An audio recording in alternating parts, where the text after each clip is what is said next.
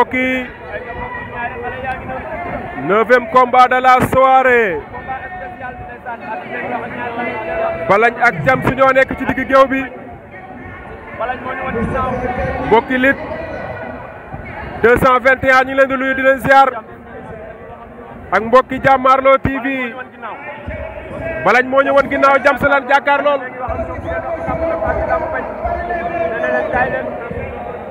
Balagne ak Jams ndeysaan dégg naa Balagne moo ñu woon ginnaaw. waaw Balagne moo ñu woon ginnaaw. ah ok mbëri ndeysaan léeg-léeg laajte mënut a ñàkk waaye grand combat bi Pape Ndoye ak Thiatou Daouda Fall la journée Fouta production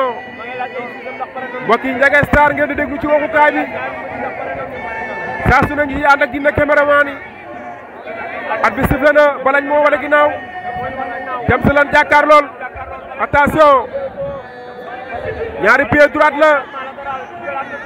daw nañ dajante nañ ñoom ñaar Balagne jël na ko lan mooy xew Jams bañ na Balagne Jams attention laa ilaaha illallah Balagne daan na ko wala dañoo ànd ñoom ñaar Balagne ak Jams kan moo daan mais Balagne ak Jams da ngay woote waat wala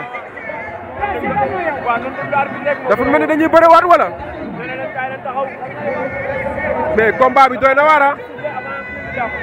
waa lii ànd naa ci de su jaxasoo rek nga woote waat bëre attention Balagne lañ jàkkaar lool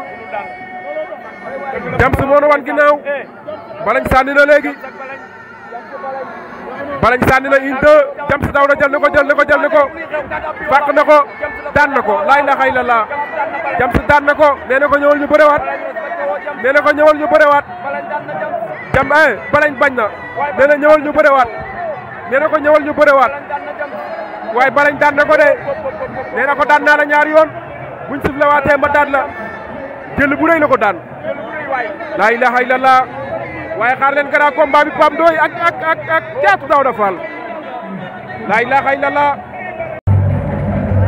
Pape Ndoye ngi noonu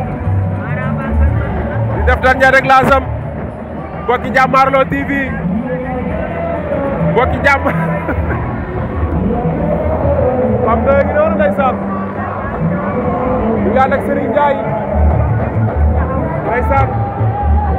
mais siyaar naa la mais may ñu ko bu ñu ko yàqal dernier réglage mystique Pape Ndoye attention doomu Fass ak Ndakaaru la ci bañ ak juróom-ñaari ñoom ñoo koy indi gis naa fi xasum xay gis naa fi bërëngel wér gis naa fi rendi seega gis naa fi dootu mën di dégg préparation mystique bi doy na waar mi ngi noonu dernier réglage Pape Ndoye ndeysaan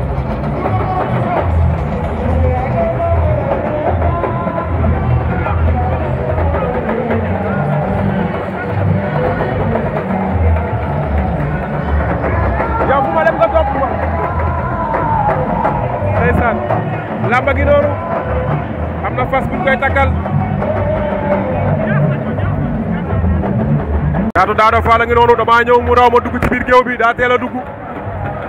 dernier réglage am ndeysaan mi ngi noonu di jaayu moom Thiatou Daouda Fall ndeysaan